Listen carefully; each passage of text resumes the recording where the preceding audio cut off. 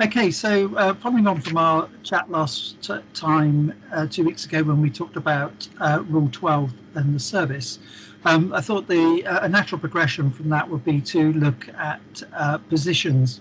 And positions come within Rule 7, which is called the structure of play. And this rule is only a couple of pages of the rule book, but it's given its own section, and it covers a lot of the fundamentals which set up the game of volleyball, and the things that as referees we have to remember and do in part of our game management. So let's crack on. So the Rule 7, the structure of play, covers the toss, the official warm-up, starting line-up, position and rotational faults, and the difference between them so that you get your terminology right. And in so doing, what we'll do is we'll do a walk through the rules of game. We've got some pictures and some videos, and we'll talk about some of the things that we have to do to be able to use Rule 7 correctly as referees. So before the match, the basis of Rule 7 deals with a lot of the pre-match actions that allow the match to start. So the referees must ensure that when you are at a game, you deal correctly with the toss and the starting lineups, amongst other pre-match duties. So that half an hour before the start, or the 45 minutes before the start that you're at courtside, you've got a lot to do. So it's always good to know what your routine is, and to go through the same routine each time. And if a significant error is to be avoided, and that error could affect the outcome of the first set, it could even affect the outcome of the match, or even between sets, an error could affect the outcome of the match in terms of getting the right lineups and the players on the court correctly. So these processes need to be followed pretty detailed, so that you don't miss anything. So one of the things pre-match that you do before you even leave for the game is to know what pre-match protocol you need to implement for the match, because there are various actions which are determined by that protocol, and the protocol always tends to work back from first service at 0 minutes to tell you when you need to do things. So if we're looking at MVL, the MVL protocol is in Appendix C, it's in the regulations. It's right at the back of the regulations. It's almost the last item in there. But you have to understand that every protocol, every competition may have a different protocol. And this is why the protocols are no longer printed in the referee guidelines. And you need to find out from the organizer or the competition what that protocol is that you need to be following. So let's have a look at the MVL protocol and see how it relates to Rule 7. So if we go from the arrival at the venue, and you're courtside, obviously in uniform, so before you get to 30 minutes prior, which is the start of the general warm-up, and some protocols will start earlier than that. So the international protocol starts at 35 minutes. And before that, you need to have done some basic checks. It's not a great position to be in, is that you get to a presentation or something in a protocol, and one of your duties prior to that is to check the height of the net, and you find that it's the wrong height, because pretty much then you're sold. You can't do a great deal about it. So you need to get that done very early. And if you then go through the motions of checking it again later in the protocol, then great, but at least you know that it's going to be right when you do that check, when everyone can see that it's right when you do the check. So before 30 minutes, check the height of the net and check the playing area, and you're dealing with everything in Rule 1 at this point to make sure that everything conforms to the requirements of the rules. So the teams have joined you on court at 30 minutes for the general warm-up, and they will start using their balls. And this gives you an opportunity for you to check the match equipment and the match balls. So that's Rules 2 and 3. And the team information needed to complete the score sheet. So this is we're now into Rule 4 and 5. So who are your team members? And then obviously that impacts Rule 24.2.3, which is the second referee's duties of guiding the scorer. and Rule 25, which is the scorer. So at -15 in the MVL rules, it says that the first referee should conduct the toss. So this is the first start of Rule 7 coming in, so Rules 7.1 and 0.2. So you've done the toss, you've got the result of the toss, and the next thing is for the coaches and the captains to sign the score sheet, and this is Rule 5. So this is them saying now that everyone that's on the roster is correct, and I have all the players I need to conduct the match from our side, and they're signing to say that's correct. At 13 minutes, you have the presentation of the team. The team should now be in their full match kit. There should be no problems with the match kit at this stage. You will have already done that checking all the players conform to the regulations that you need to see. So they're now in their match kit and they're lining up. Okay. And as soon as they've done that, they're straight into the official warm-up. And this is the start of, this is the point at which only the personnel which are on the score sheet are allowed to take part in the official warm-up and be in the playing area. So this is a significant point to start. It's also a very important part for the second referee, because as soon as the official warm-up starts, they are required to get the lineup sheets for the first set from the two coaches. Now, this is not a case of the coach saying, I'll do it because I want to take part in the official warm-up. You need to be proactive here. You need to have seen the coach beforehand and say, look, coach, before you start the official warm-up, I need your lineup sheet. Okay, it's not a case of, oh, let's do it after the official warm-up, because then you've only got 2 minutes left. If you've got a problem at that stage, you can't fix it within those 2 minutes. You're going to start late. The official warm-up ends at 2 minutes to go. Okay, and at that point, everything should be ready. There should be nothing else to do. You're ready to start. You know what's going to happen with the first service, who's got it. You know what your lineups are going to be, and you've done your checks. So you can get on with the game. So let's walk through Rule 7 then. So the first part of it is the toss. The first referee carries out the toss to decide upon first service and the sides of the court of the first set. The rule says that the toss is taken in the presence of the two captains. So this means that it's not a case of heads or tails, guys. This is, here's my coin, you're having this side, you're having that side. I flick it, I catch it. Don't let it drop on the floor. There is nothing more, nothing that you want to do more at this stage than chase a coin across the whole of the playing court because it's rolled away or it's gone under a bench or something. That doesn't look a great start to the game. So flick it, catch it, and then show the team captain of the winner of the toss that you have determined. Okay, and they have the choice then to serve or receive, or they can choose whichever playing court. So if they decide to serve, then the other team will automatically receive, but they then choose which playing court to be on. If the winner chooses the playing court, then the loser chooses whether they serve or receive. It's as simple as that. The key thing is remember the information that you've just been given.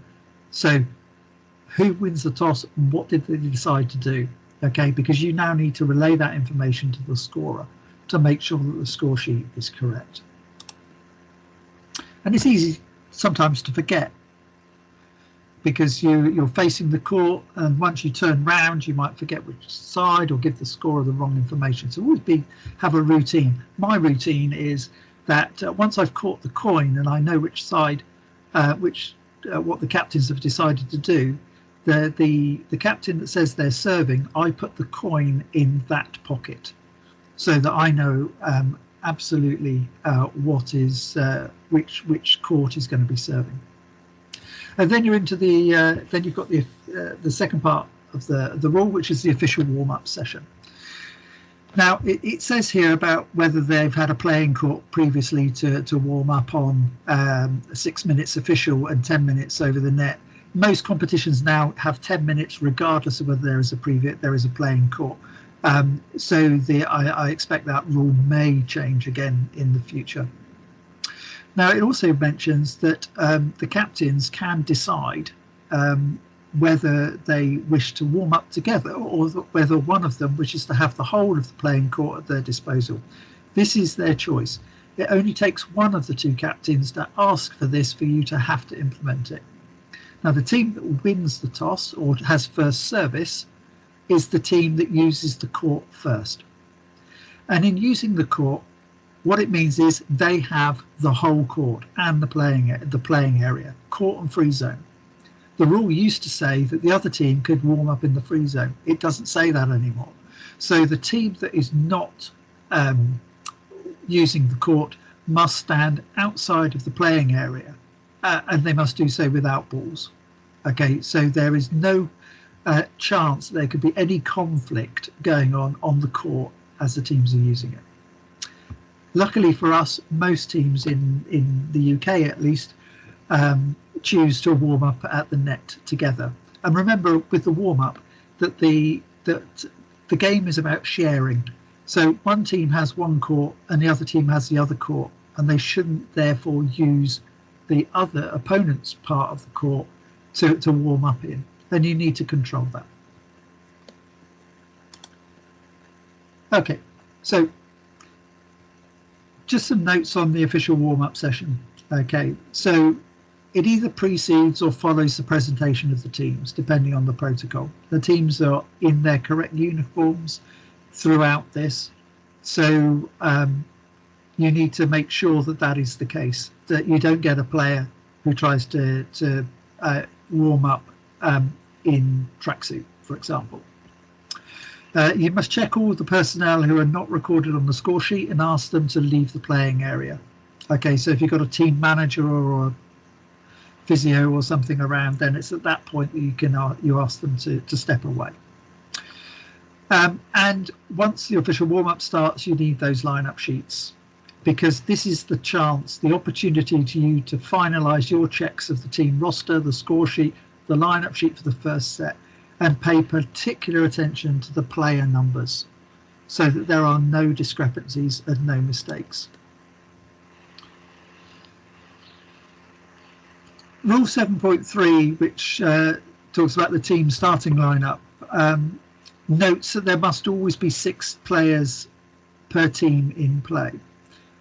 Now this is the basis of why other rules around sanctions, particularly those involving expulsion and disqualification, and around injury and the exceptional substitution, are written to ensure that there are always 6 players per team in play. If the team cannot provide 6 players, they're incomplete, and therefore there are it's covered in the rules what the appropriate action is for an incomplete team. The team's starting lineup is indicated by the rotational order of the players on the court, and this is what you get from the lineup sheet. The lineup sheet no longer has to have the libero in it. Okay, so it's not something you have to demand. Coaches sometimes write it on there anyway, but it's one where you can find out the libero, because if the team's only got one libero, well, it's obvious who the libero is going to be. If the team has 2, then when you do the presentation, the starting libero, or the libero that will be on court at the start of the match, should be the libero who is stood next to your captain. The other libero will be at the end of the team line. So that tells you all the information you need to know about the libero. So before the start of each set, the coach has to present the starting lineup on the lineup sheet, or if you're lucky to have electronic devices, on the electronic device. Once it's been submitted, signed in, filled in and signed by the coach and given to the second referee, then that lineup sheet cannot be changed. Okay, and any player that's not on that lineup sheet is obviously considered to be a substitute. So anybody on the team roster that's not on the lineup sheet is a substitute for that set, obviously accepting the libero. Now the timing of this, we've already mentioned it. So the lineup sheets are required at 12 minutes before the start of the first set, and that's the same in any protocol. Now sometimes it comes a bit earlier depending on whether you've got television or not, but in our MVL protocol it's at 12 minutes, and in the CV protocols it's at 12 minutes as well. During the match, at the end of each set, the second referee should ask for the coaches to submit their lineup sheet immediately at the end of the set.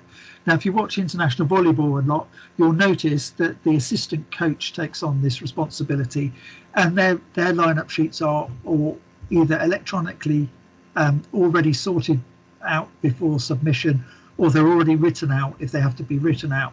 And therefore it's a case of just the coach agreeing it and transmitting it or signing the lineup sheet. It's a routine. They know at the end of the set they've got to submit this pretty quickly.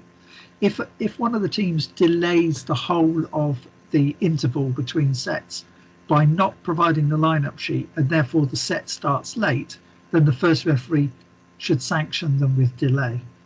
It's clear. Okay, they know what they have to do. Okay, so it's a routine they need to go through. When you get your lineup sheet, just make sure any number that's not clear, go back to the coach and ask them, clarify, what is this number?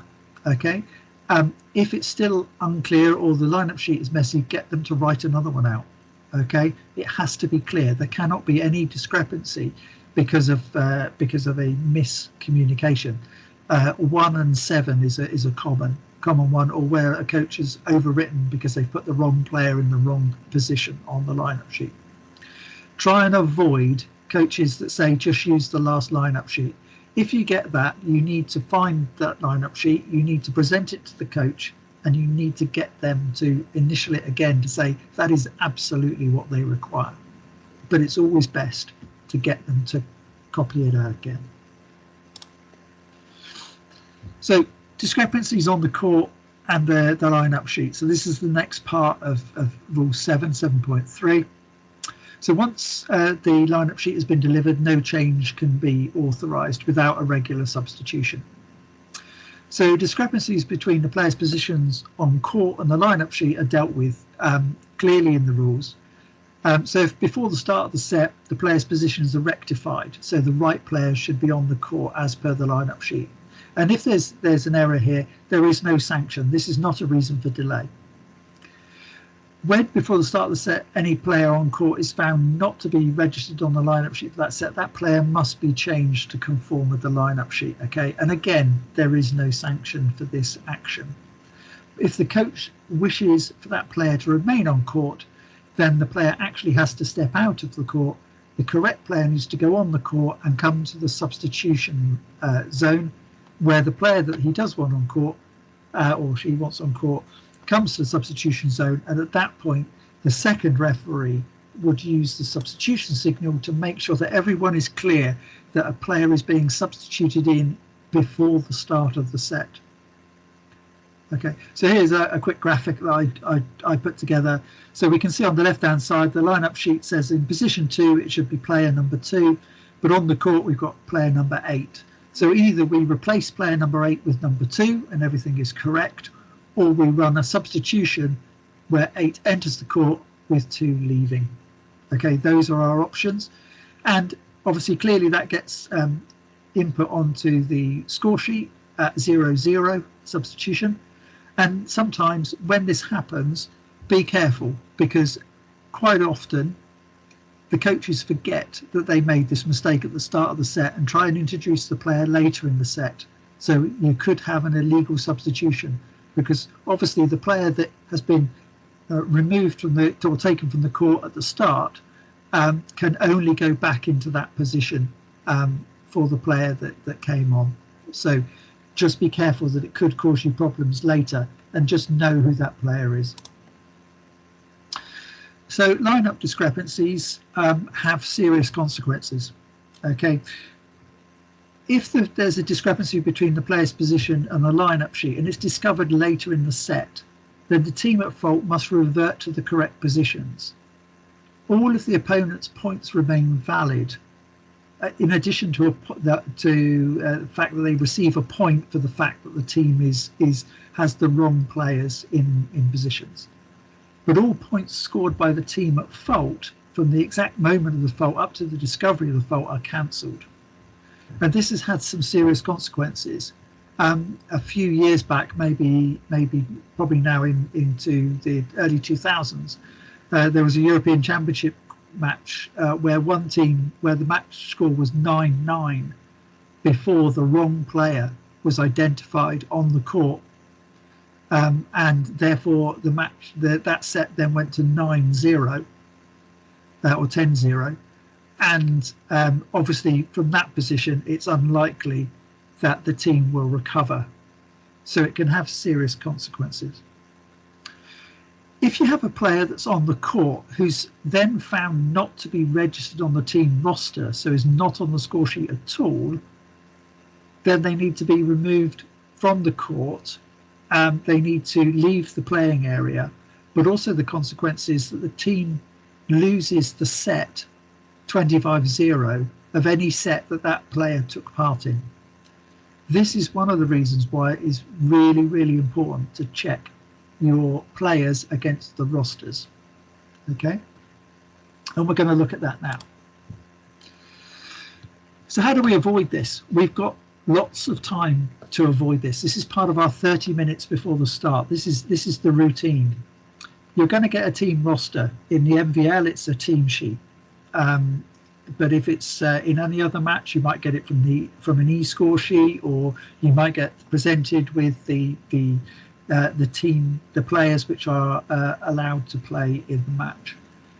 Both the referees and the scorer should check this list, and if it has to be written onto the score sheet, then both of you should check you've got everything correct from that list is now on the score sheet, and therefore the score sheet and the roster are the same. Okay, once you've done that, you then use the roster or the score sheet to check the players warming up. Once they're in their playing uniforms, then that's fine. They've got their playing number on, you can see who they are, and you check their playing numbers correct to your score sheet. Make sure you can account for everybody. And it's a good idea for the scorer to do this as well. In the little picture that's there, you can see this was from the London Olympic Games. And the top referee there, Bella Hobor. This is a picture of Bella Hobor and his assistant, a second referee, checking the team roster against, it looks like Russia there, against maybe the USA. And they're doing that check just to make sure that there are no mistakes. As soon as the second referee has collected the lineup sheets and the scorer has put them correctly onto the score sheet, the first thing the scorer does, obviously, is check that all the numbers, the players that are on the lineup sheet, are in the team roster. And they must do this every single set. And then it's a good idea for the second referee to just have a quick look at that as well, just to make sure that there are no mistakes. Then with the first referee, you've got the two lineup sheets for both teams. You can then look at the players who are going to start the match from that lineup sheet, and just make sure you know who they are. And that will tell you who's the setter, important information. It tells you whether the captain's on the court. You need to find out, if the captain's not on the court, who is going to be the game captain. Okay, so there's lots of information, and you can start that using those lineup sheets at that point to know what players, what's the position play going to be, what's the tactical play going to be at the start of the match. Don't miss that opportunity to make all of these checks. It's very important. So the rules then go on to talk about positions, and I think that we probably understand positions. The positions, according to the rules, are viewed from the back of the court. So with the way it's written, front left, front centre, front right, it's viewed from the back of the court. So the positions around the court in the anti-clockwise fashion of 1 to 6 are shown. So if you're looking at the court clockwise from the server or from the player at 1, you're looking at 1, 6, 5, 4, 3, 2.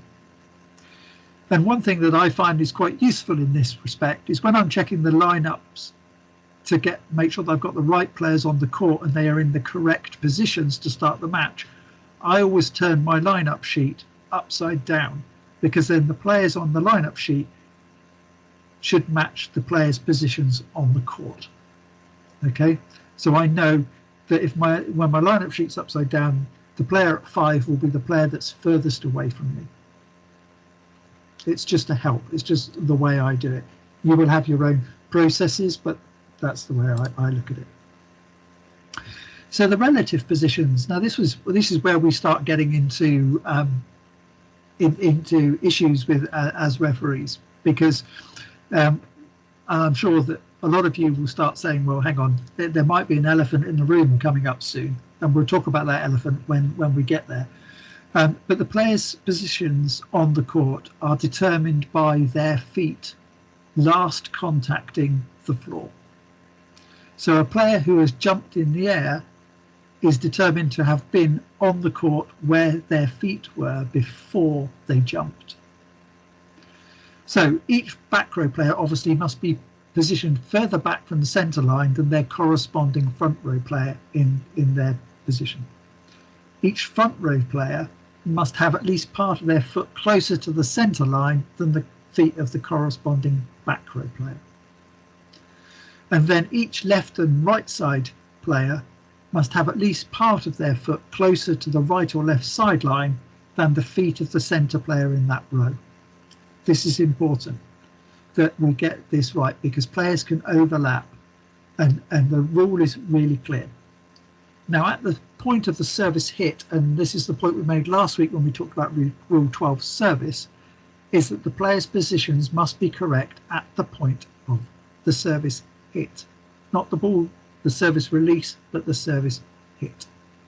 Okay, and they must be on their court. There is one exception, and we'll come to that when we look at the casebook. So if you go to the diagrams in the FIVB rules of game, right at the back of the rules of game, you will see the diagrams clear to show what they mean by which players are in the correct positions related to the corresponding player. So we can see that from the left side of this graphic, that the front player is in front of the back row player. That's fine, there's no fault. In the second diagram, the back row player is in front of the front row player, so therefore that is a fault. And then in the third one, the back row player is clearly in front. Okay, and then laterally we've got this left and right with the centre player shown in blue. Okay, so the centre player cannot be closer to a sideline than the corresponding player either left or right of them. Okay, let's have a look at this in practical sense. You may have seen this photograph before. Here we have 3 players. The player nearest the net is in position 3. The player behind her is position 2, and the player nearest us is position 4. These players are lining up at the start of for service, and at the service hit, this is how they're standing. These players are in their correct positions. There is no fault here. We can see that player number 2 is closer to the left sideline than the player at number 3, position 3. We can see also that player number 4 is closer to the right sideline than the player at position 3. The fact that the player at position 2 is also closer to that sideline than the player in position 3 is irrelevant. It is only her left side that is important. Her other foot can be anywhere. Okay, so indeed in this situation you could be that player at position 2 could have both feet closer to each sideline than the other 2 players, and they could still be in the correct positions. Okay, so you are only looking at the left foot of player number 2 and the right foot of player number 4 in relation to the player at number 3. Okay, that's all you need to remember. So this position as they're standing here is legal.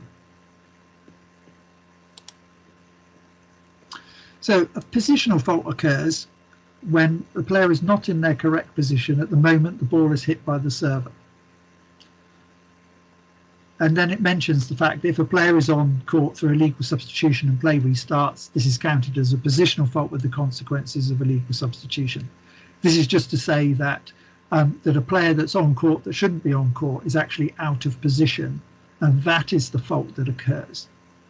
Okay, so this means that if a rally takes place before this is noticed, at the end of the rally, it is actually a positional fault which counts and not the result of the rally. You cannot have a double up situation whereby you get a point for the rally and a point for the positional fault. It is a positional fault. Okay, and this will come back. We'll come back to this when we talk about rotational faults. Now, being clear, we talked about this in service rule 12. If the server commits a serving fault at the moment of the service hit, i.e. incorrect execution, it is the service fault which is counted first and not the positional fault. Okay, the positional fault is only counted first if the service becomes faulty after the service hit, i.e. it passes over a screen or it goes out, for example. A positional fault leads to the following consequences. The team is sanctioned with a point and service to the opponent, and the player's positions must be rectified. So, as a referee, when the positional fault is committed, after the hand signal, which is hand signal 13, it's the same signal for rotational and positional faults.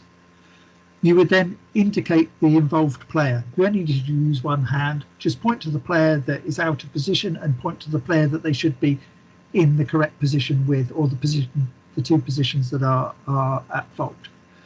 If the game captain requires more information, then you need to show them the lineup sheet. And if you're using an electronic tablet, you need to show them the tablet, but you must cover up the opponent's lineup at the same time, because obviously that information is not for that game captain to know. So if the game captain needs more information, get your lineup sheet out and point it out on the lineup sheet. Sometimes it's easy here. The coach might come close and you can then decide whether you want to show the coach to get the point across which players are out of position. But make sure they're clear and make sure they understand why. Okay. Now, I spoke about maybe the elephant in the room. Okay, so this is international volleyball. And one of the key things that we talk about in international volleyball is that we do not count the inches. Okay, so if a player is marginally out of position, we are not really interested in that player being out of position.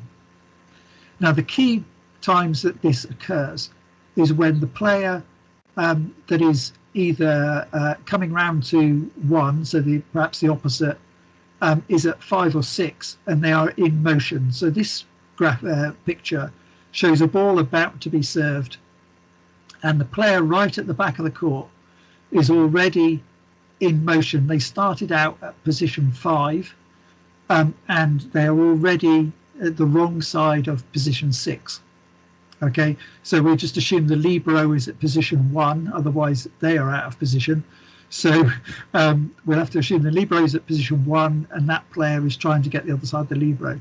So because this player is running, I can pretty much say that by the time the ball was hit, that player would have been not 1 position out, but 2 positions out. Okay, this is significant and probably this is a clear positional fault and needs to be called. Let's consider another example.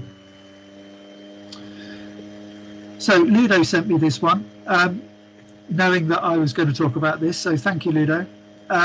This is from a Champions League match last week, and you can see that it's the 4th point of the match. The setter is at position 1 and is penetrating. And you can see that the server has not yet contacted the ball and the setter is already in front of the player at position 2. Now this fault was not called by the referees. Given that it is at the start of the match, this is probably one that you would call. And the reason you call it is to let the setter know that you know that she is moving too early and that she has to wait longer. Now, if as the game goes on, she starts moving slightly early, you've made your point. There's no need to keep calling the setter for doing this. If the setter is a long way out of position, you must call it. This is a positional fault. But don't ignore it at the start of the match and then call it at 23-23, okay? Because if it happens at 23-23, then you can guarantee it's happened all the way through the set, or introduce a positional fault later in the match. Now, there are circumstances where that may be true. So a substitute player going onto the court and standing completely in the wrong place. Yes, that's a positional fault. You need to call it, regardless of when it occurs. The libero or something doing that. That's something that you should call if they're clearly out of position. Use the art of refereeing here. Okay, if you call it early and the players understand that you're looking at them, then they will not be so quick to move. But be clever. I said that last week, be clever about the screen, I think. But here I'm saying it again, be clever. Okay? But if it's clearly way out of position, you've got to call it. The players will not be happy with you, but you're going to have to call it. Let's look at another scenario. So this is Brazil. Look at player number 5. Okay, so service authorization. Okay, so her foot is clearly off the court. Okay, so this player is out of position. Okay, because she is not within her playing court at the moment of the service hit. Now, I don't think in this match the line judge flagged this fault, and clearly the second referee is not going to see a player out of position, so on the other side of the court, by having her foot slightly off the court. This is another one where if you're close enough and you see a player standing with their foot off the court, tell them to get back on the court if you're close enough to them. If the line judge flags it and waves it as being out of position because they're off court, they are off court. There's a positional fault and you've got to whistle it as first referee. In this instance, I suspect the line judges did not flag this because they considered it to be not consequential, and the referees did not see it either. And nobody is any the wiser, apart from the fact now that there are so many cameras around the court that it was picked up. You can guarantee that if this was called, the Brazilian coach would not have been particularly impressed. But we are applying the rules, so you need to be careful. If a player is standing with both feet off court, or they're got 1 foot on court and 1 foot clearly a foot or 2 off court, then this is clearly a position fault. They need to understand this. There is one instance when this is not the case, and this is if the player is at the net and part of their foot is in contact with the opponent's court. Okay, this is not a positional fault. Okay, there is a Casebook example that makes this clear. The rule says that it is a positional fault, but the Casebook says that it is not. Okay. Let's just look at this one more. I can't see who it is. I would be more concerned by the movement of the player at 3 than the player at 5 being slightly off court. Okay, so let's go on to rotations then. So rotational order. So the rotational order is determined by the starting lineup and is controlled with the service order and the players' positions throughout the set. Okay, it controls those 2 elements. When the receiving team gains the right to serve, its players rotate 1 position clockwise. So the player in position 2 moves to 1, 1 to 6, 6 to 5, 5 to 4, etc. Okay, both teams do this, so they're both moving clockwise. Okay, I think that we understand this part of the rule.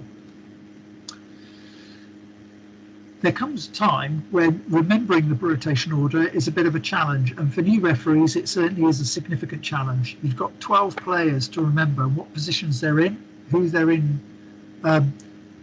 who they are in position and rotation with, in front of them and behind them, so that player may change depending on where they are on the court. So you need to have some ideas about how you're going to start remembering the players.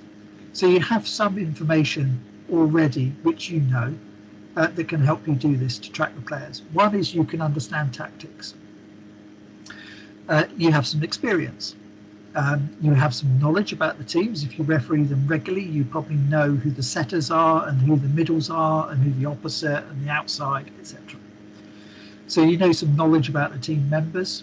You've obviously got the lineup sheets from the start of the set, and you've got the score sheet. Okay. So the aim is to be, as a second referee, to keep track of the players' positions and their actual positions on the court, because obviously the positions that are on your lineup sheet are only correct when the players are in that particular rotation. Once you've had a couple of rallies, the players will have moved from your lineup sheet. So the lineup sheet is not always helpful unless you're really quite quick at being able to transpose the players around the court. So remembering the rotational order, one way, the most important player is the setter, and this is one of the two things that I use. Okay, if I have my two lineup sheets at the start of the set, and I know which positions my setter's in, so the team on court A here has setter at position 4, number 4, and the team on court B, which is in reception, has the setter at position 1. So they will start by penetrating round 2, I suspect. When the team is serving, there will be a player that is always in the same position as the setter on the other side of the court. When teams are serving, normally it's very easy. They don't stand in strange formations. They stand in their correct positions because they've nothing to gain by being in a strange formation. So it's very easy to identify who that player is that is in the same position as the setter all the time when their team is serving. And this is what I do. So for identifying where the setter on court B is, the player number 1 will always be in that setter's position when the team on court A is serving. And likewise, the player in the team on court B at 5, number 5, will always be in the position of the setter, number 4, when that team is serving. So just have a quick look. Now this is called the directing player, but way of remembering rotation, the positions of the players and their rotation order. If you look at these 3 examples, you can see that the team that has service, my setter player number 1 is directed by the player in position where are they? They're in 4. The player number 1 in position 4. Now number 1 is always directing number 1 in this instance. When the other team is serving, the player number 5 is always in the same position as the setter. And this sometimes can help you work through the positions of the players if you forget. If you look at the team and go, well, I'm not sure where the setter is, it gives you the opportunity to look at the serving team and go, okay, the player that I know is directing is in position 3, say, so therefore the setter on the receiving team must be in position 3. Okay, and that helps you do it. It's just one way of doing it. Rotational fault. Okay, so a rotational fault is when the service is not made according to the rotational order. So the wrong player serves. Okay. The normal way this is identified is the scorer will identify it. The scorer should wait for the service hit, and then they should stop play, either by use of a buzzer or whistle, or just shout to the second referee, wrong server. The opponent will gain the point in the next service. Okay. If the rotational fault is only determined after the rally has ended, which started with the rotational fault, only a single point is awarded to the opponent, regardless of the result of the rally. This is what I said to you before. It's not a you get double bubble. No, the rotational fault or the positional fault is the first thing that's happened, and therefore that is the only thing that has happened. Now, the rotational order of the faulty team must be rectified, and if the scorer can identify the moment at which the fault was committed, then all the points from the moment that happened by that team are cancelled. Now, sometimes it is very difficult to identify this. So as referees, you have to be perhaps a bit pragmatic about whether you can identify it or not. For example, if it's clear that 3 rotations beforehand, the player that is at fault actually was introduced as a substitute, and the team has been out ever since, then you know exactly when it occurred. It couldn't have occurred earlier than the substitution. But sometimes it's just the wrong player has gone back to serve, and that doesn't mean that it occurred at some point earlier in the set. So you need to be clear. If you can identify when it occurred, that's when you need to deal with it. Okay. And it's a difficult one, because if you're going to tell a team that you're going to take points away, then you have to be absolutely certain you know that this is when it occurred. Now, if it's because the wrong player is on the court and the player that should have been on the court is sat on the bench, then this is something which you had a chance before the set to make sure this didn't happen. So that's one. But there is a scenario that occurs. The player that is replaced by the libero is substituted, and subsequently the player that came onto the court for that replacement player is then off the court for the libero.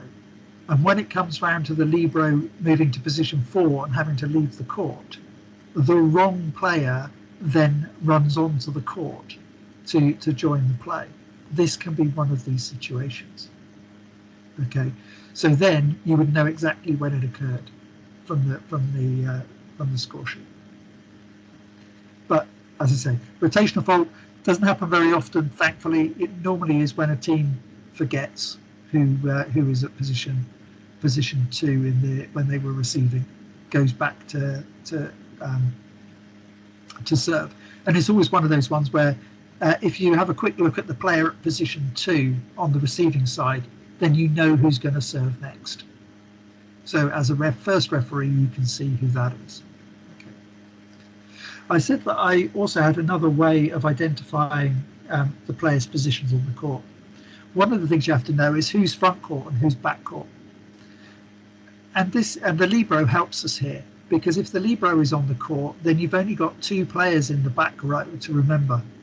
And normally one of them, well, hopefully, for half the time, one of them will be the setter. So you can know when your setter is back court, then you've only got one other player back court that can make, for example, a back court attack. So that gives you a lot of information. So I tend to remember only the players in the back row and try not too hard to work out who's in the front row.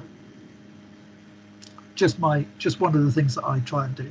As I say, up to you what you like to do. So those are the rules, and there are some casebooks examples in the casebook. Most of them are relatively straightforward, but let's have a look at them now. So Casebook 2.1 says the team setter from position 1 was standing clearly in front of the player at position 2, but jumped at the moment of the service hit. Is this legal position? So we said that it's the player's position on the court, the last contact with the floor by the feet. So in this case, the fact that the player has jumped in the air does not alter their position. So this player is out of position. Okay, this is a fault. 2.2 then says that a centre-back player has got a hand on the floor clearly in front of the feet of the front row player. So they're saying that their feet were behind the front row, the front foot of the centre front player. So is this a legal position? Yes, because we said that it's only the feet that determines the position. So a hand on the court doesn't make it, it's irrelevant. It's the feet which is important. And then Casebook 2.3 says if the foot of a player on court is in contact with the opponent court at the service hit, is this a fault? And the Casebook says that this is not a fault. Now the rule says that you have to be within your own court. So there is a slight contradiction at play here. But the Casebook said this is not a fault, so therefore don't look for it. It's not a fault. Now, if the player's foot obviously is wholly in the opponent court, then that is a fault, because that is penetration. So as soon as the ball's in play, they're at fault for having their foot wholly in the opponent court. 2.4, a team was given incorrect information about which player to serve. Play continued. This incorrect information was noticed at a later point in the set. What happens now? Well, this is a bit embarrassing for the referees and the scorer. So what can you do about this? Well, the wrong information was given, and the team set themselves up based on that wrong information. So all you can do is correct them and carry on. You don't really have there is no case for trying to take points away or anything. They were given the incorrect information and they acted on it. So in this instance, the game captain has asked the first referee who is serving, who is my server. That information has been requested of the scorer and the wrong information has been given. If you ever use electronic tablets, be careful if players ask for who's the server.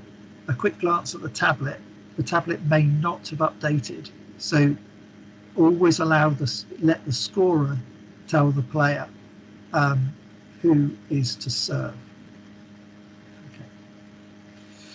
2.6, after a service which was executed by the wrong server, the ball went out. When the rally was finished, the scorer signalled the rotational fault. How many points do the receiving team receive? We've talked about this a couple of times. They only get 1 point. The rotational fault occurred. The fact that there was a rally is irrelevant. Okay, so only 1 point to the receiving team. If the foot of a player is on court is in contact with the free zone at the service hit, this is a fault. Yes, it is. The player is out of position. Okay, they've got to be within their own playing court. But as I said, if you're near enough to them, tell them to get in play if you can talk to them. Or, for example, if the line judges don't see it and it's only marginal, then many people would argue it probably didn't exist, didn't happen. So only if this one is important that is the case to call it. Okay, so if the line judge signals, then call it. Okay.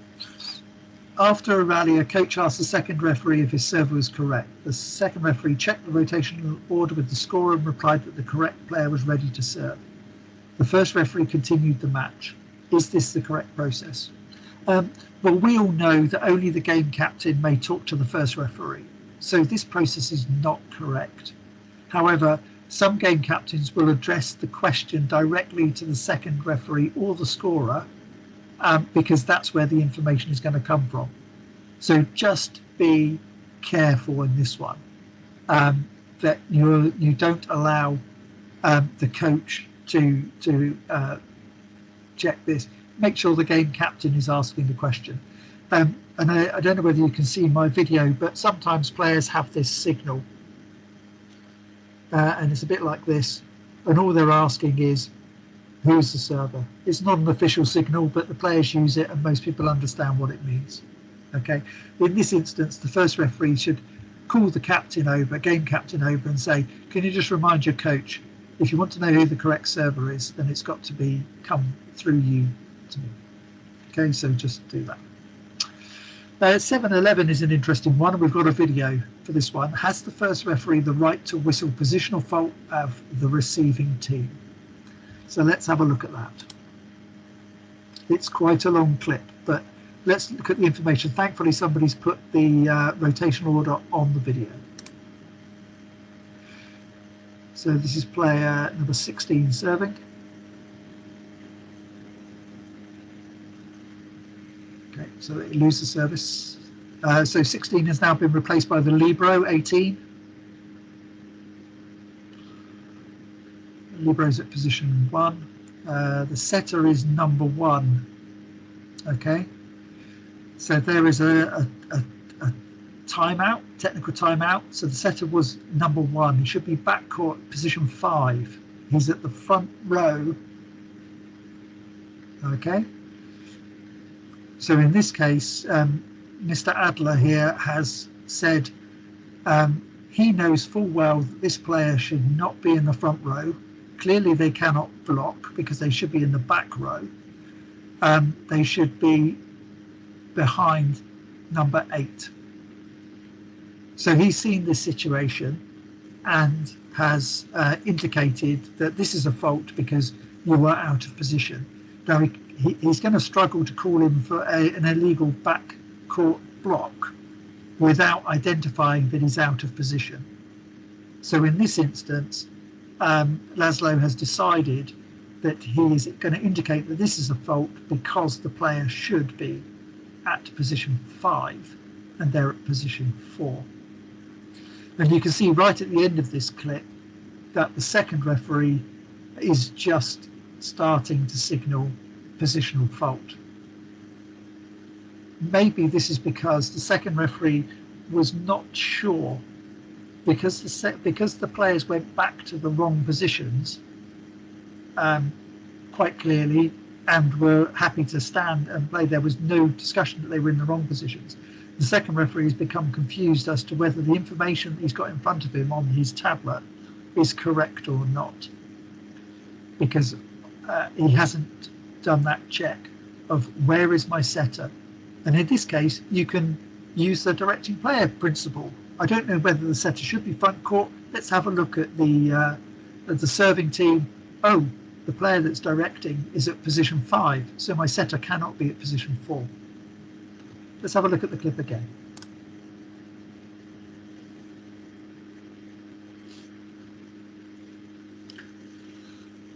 So you can see the setter number 1 is backcourt. On reception here, you can see that he is backcourt. He's just penetrated from position 5. They've lost the rally again, and then they go for a technical timeout. At the end of the technical timeout, they come back out, and the setter has gone to position 4. And at that point, the first referee has decided to intervene because it's clearly a fault. Now, we know that referees have their own authorities.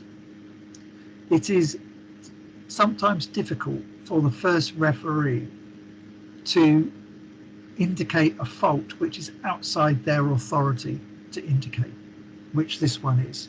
This is the same as the second referee calling a positional fault on the serving team. So in this case, it's the right outcome, but be careful.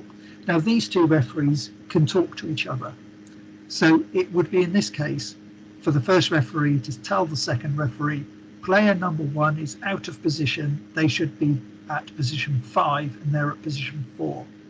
So he would be expecting the second referee to whistle a positional fault as soon as the service is hit. And in this case, it didn't happen. And then that was compounded by the fact that the player that was out of position then performed an illegal backcourt block because they thought they were front court. So this is a bit of a messy case, but I think the referee's got this one right and is correct to take action on this one.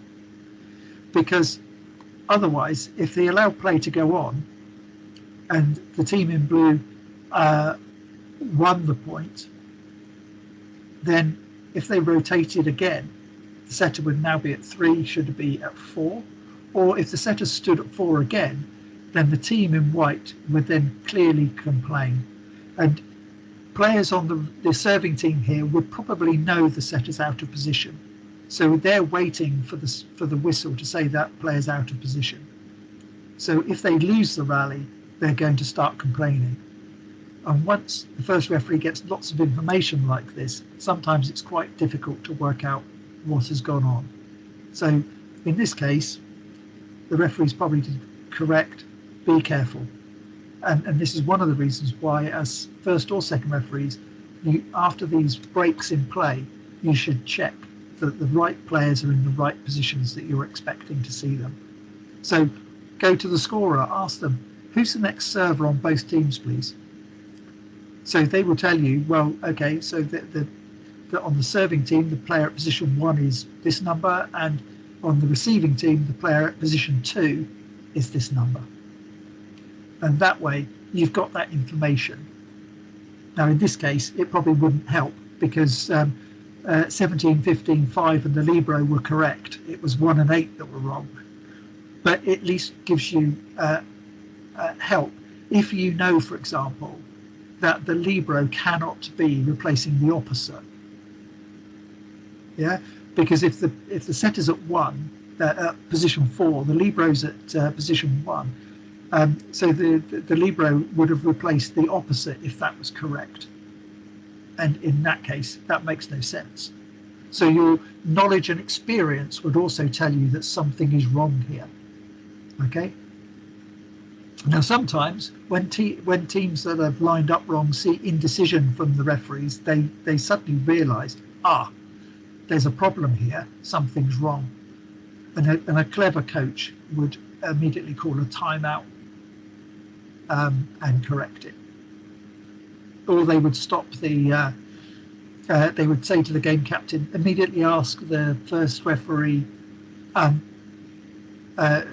for a position check on their team. Okay. Okay, so here's a long casebook example. Number 1 was ready to serve. The game captain requested confirmation of the correct server. The scorer gave the information that number 6 should be the server. The game captain doubted the information and insisted again that player number 1 should be the server. He was still not satisfied, and while attempting to approach him, the first referee whistled for service. Amidst confusion, the team was penalised for not serving within 8 seconds. In the score sheet, it was found that the coach of the team had submitted an incorrect lineup, which had player number 6 in 2 positions. It should have been number 6 and number 1, and number 1 should have been serving as the game captain had surmised. What is the correct ruling of the first referee? Well, it's a hell of a mess, isn't it? And basically, because we haven't done our checks at the submission of the lineup sheet. The second referee has not checked the lineup sheet to make sure that it is correct. They haven't noticed that number 6 is on there twice. They've given it to the scorer, who hasn't checked the roster because they would have noticed that number 6 was on there twice. They've then copied it onto the score sheet incorrectly. Okay, and then play has, and then when the second referee was then checking the players' positions on the court at the start of the set, they must have checked number 6 twice. But then where was number 1? So there's lots of things that have gone wrong here that should have been clear. Then, actual fact, at the actual time of the fault, the first referee shouldn't have authorised service because clearly one of the teams was not ready because there was confusion. So the first referee was trying to move the game along or wasn't paying attention. Okay, so in this instance, the first referee has to stop the match, and the second referee and the scorer have to sort it out. Now, this is an administrative error. You can't have 2 players obviously of the same shirt number, so this would require a new lineup sheet from the coach. Now, in this instance, you would get the coach to do the lineup sheet again, and because the coach made the error in the first place, agreed it should have been picked up by the scorer and the second referee on more than one occasion, but because the coach made the error, then perhaps the coach should receive a delay warning for this, for delaying the game. However, it doesn't shed good light on the referees. So in this instance, the first referee needs to get everything corrected. The rally that's just been played is null. Okay, so you would make sure that didn't result in a point to the opponents. Then you would correct everything and then allow player number 1 to serve. Same position. Not a good situation to be in. Okay, so just try and make sure that you don't get yourself into that scenario. Okay. Casebook 10.6, this is the last one, by the way, and then we can go on to some questions from you. The player listed on the lineup sheet was injured before the start of the match. Can they be substituted before the match? Absolutely. So some coaches will tell you that the reason they don't want you to give you the lineup sheet at 12 minutes before the start of the match is because what if one of my players gets injured in the warm-up? Unfortunately, it happens. Okay, can't do much about it. It happens. And in that situation, you say to the coach, I'm sorry, but if a player gets injured in the warm-up that's on your lineup sheet, then you will have to substitute them at 0-0 in the first set. And that's all you can do. Okay, so once the lineup sheet has been submitted, it cannot be changed. Only by the players' positions can they be changed by substitution. So in this, so that if that you do get told that's the reason why the coach is not giving you a lineup sheet, that's not a valid reason. You need the lineup sheet from them. Okay. Okay, so that's the last of the casebook examples. Stuart, I don't know, have we got, do you want to open it up, or do we have any questions that have come through on the chat? Yeah, there's plenty of questions that come from the chat. If you do have any others, please either pop them in the chat, or if you can find the button, put your hand up and we can go across to you and unmute yourself and you can ask away. A nice place to end as well, Giorgio had actually asked that exact question and gave the exact same reason, that coaches want to delay into the last minute. So hopefully that answers that question for you there, Giorgio. So this question's from Zen, and it relates to an earlier part of the presentation. Yep. And it was, what if a coach has filled in the wrong numbers on the position sheets for numbers that they just don't have on the team? Okay, so this is an administrative error. So therefore, as soon as you identify it, the scorer identifies it, or the second referee identifies it, you just say to the coach, you haven't got a number 15 or you haven't got a number 7. This is clearly wrong. Please complete a new lineup sheet and get the coach to complete a new lineup sheet. You obviously continue with the one that you've got. It's wrong. It can't be used. And therefore you need to, and if that leads to a delay to the start of the match or the set, then as first referee, you need to use a delay. So sort of sticking with the theme that of match preparations, Tim had asked, what do you do when the home team has only booked the court 30 minutes before the start time, and there's another sport being played, and obviously it takes time to set up your own court and net. So what are you supposed to do to check the net? So what are you supposed to do if you've lost some time when you're supposed to be checking the net? So in that instance, the amount of time that the home team needs to have booked the court before the start of the match, I think, is covered in the NBL regulations. You can't safely allow the warm-up to begin until the net is correct. So in that instance, you're just going to have to say, look, we cannot start the warm-up safely until the net is correct. If there's enough space in the sports hall, then the players could go off and warm up elsewhere off the court, but they shouldn't be doing it whilst you're trying to check a net or the home team is trying to put it up. So clearly that's dangerous. And if you have to delay the start of the match, you have to delay the start of the match. And you write that in the comments section on the score sheet as to why you delayed the start of the match. It's not sanctionable. So it's not a reason for delay or anything like that. It's just a setup issue. So you can only allow the warm-up to really start when the court is prepared and ready and fit for play and safe. So in that instance, it's your judgment. Now, if the sports hall's big enough and there is space and the players can go and warm up elsewhere, and then you can call them onto court as soon as the net is ready, then in that case, you may be able to make your time back. But if it does relate to a late start, just make a comment on the score sheet as to why it happened. Thanks, Nick. So we've got another question from Rita, and this was related to the first video example, and this was to do with the foot being slightly off court, to do with the as the service came in. This question is perfectly punctuated, so hopefully I read this exactly how you intended to. So you said on the last webinar, you specifically said that we should not authorise service unless all players are on court and ready, and that we should make sure they were on court before authorising the service by telling them, to move if necessary.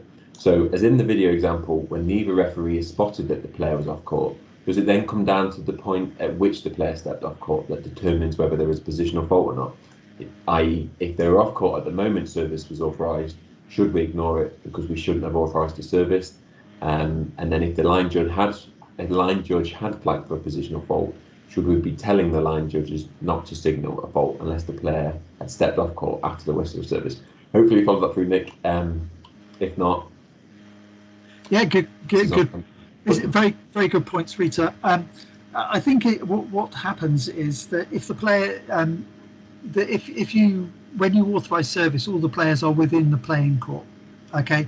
And if they're stood, when you're looking to authorise service and the player is stood off court, then you could do a couple of toots on your whistle and say, look, get on the court, because I can't authorise service until you're on the court. If the player is stood on the court and then goes off the court between the moment at which you authorise service and the service hit, then that's a positional fault. Again, it's one of those ones where you use your judgment. If it's marginal, it's occurred and nobody really sees it, nobody's seen it, then you probably don't know it's happened, because the line judges aren't going to flag, second referee, first referee aren't going to make anything of it. If the line judge or the second referee or you as first referee have seen that a player has clearly moved off court and is considerably off court, then you need to call it as a positional fault. But if it's only marginal and it's only just occurred and you just notice it as the player, say, goes to hit the ball and you see one of the serving team is just marginally off court, do you know what? I'd be clever and ignore it, because we want the game, we want the rallies to finish because of a playing action. We don't really want it always to be about our technical knowledge of the rules, and sometimes we have to apply technical knowledge of the rules, and sometimes we can perhaps